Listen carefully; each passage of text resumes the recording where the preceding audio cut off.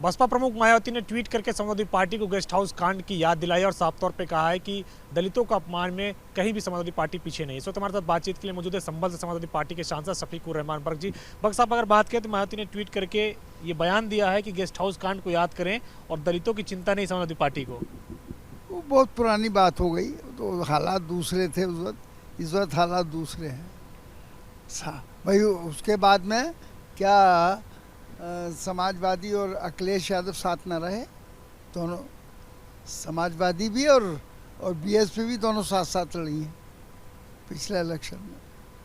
तो वो तो पुरानी यादें कह रहे हो, तो ख़त्म हो गई, बहुत भूल गए सब। आपको क्यों लगता है कि फिर वो क्यों याद दिला रही हैं इस वक्त?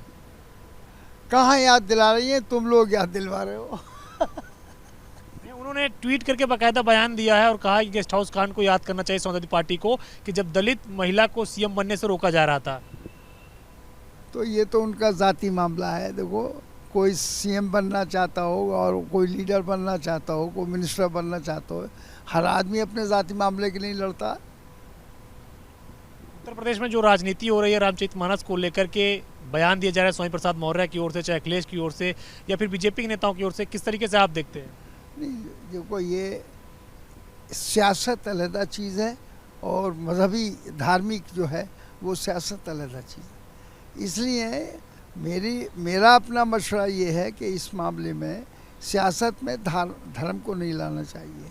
अब उसमें सब धर्म के लोग सियासत में एक दूसरे के साथ होते हैं और हैं, हर पार्टी के अंदर हिंदू मुसलमान सब मिले जुले हैं। तो ये भी मामला एक धार्मिक ही है जो है, तो इसमें मैं उस पर कोई तबसरा नहीं करना चाहता, उनका ज़ाती मामला है। क्या आपको लगता है कि स्वामी प्रसाद मौर्य को ऐसे बयान नहीं देने चाहिए? नहीं, ये तो उनकी ज़ाती राय है। मैं कौन हूँ, उनका ठेकेदार नहीं हूँ मैं कि मैं उनको रोक। क्योंकि आप सपा से सांसद हो, क्या आपको लगता है कि ऐसे बयान दिए जाने चाहिए किसी भी धर्म ग्रंथ के ऊपर?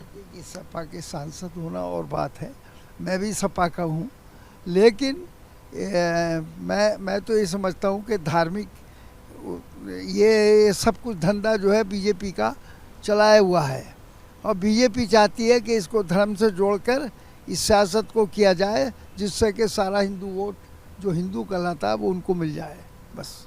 लेकिन बयान तो स्वामी प्रसाद मौर्य दे रहे हैं, आपकी पार्टी के हैं। अरे भाई, मौर्य ने बयान दे दिया, वो अपनी ज़ाती राय दी है, उसमें कोई पार्टी की पॉलिसी नहीं है उसमें। हम मानते हैं कि पार्टी उससे इत्तेफाक नहीं रखती है।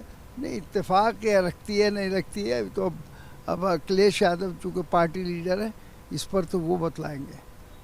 एक आखिरी सवाल है, योग गुरु स्वामी रामदेव ने कहा है कि मुसलमानों का काम है केवल नमाज पढ़ना, नमाज पढ़ने के बाद जो मन में आए चाहे करे, चाहे हिंदू की लड़की ले जाए, चाहे आतंकवादी बने, चाहे कुछ भी करे। अब भाई ये तो धर्म का जहाँ तक ताल्लुक़ है, मुसलमान इस्लाम जो है, इस्लाम अच्छा सबक देता है, लेकिन अगर कोई आदमी इसके बावजूद भी गलत काम करता है तो उसका ज़ाती फेल है, वो उसकी सज़ा उसको यहाँ भी मिलेगी और अल्लाह के यहाँ भी मिलेगी उसको। जो रामदेव कह रहे हैं उसको आप कैसे देखते हैं? नहीं, रामदेव गलत कर रहे हैं, वो ये तबसरा इस्लाम के ऊपर गलत कर रहे हैं। इस्लाम एक ऐसा मज़हब है जो सबको बराबरी का दर्जा देता है, न सिर्फ मुसलमानों को बल्कि सारे मुल्क के अंदर जितने भी मज़हब के लोग हैं सबकी इज्जत करता है इस्लाम। शुक्रिया हमसे बातचीत करने के लिए। ये हैं संभल से सपा सांसद शफीकुर रहमान बर्क, जिनका कहना है कि मायावती जब गेस्ट हाउस कांड की याद दिला रहे तो उसके बाद भी पिछला लोकसभा का चुनाव समाजवादी पार्टी के साथ मिलकर लड़ी हैं, अब न जाने क्यों इसकी याद उनको आ रही है। कृष्ण सुनील पांडे के साथ अविनाश तिवारी, एबीपी गंगा, दिल्ली।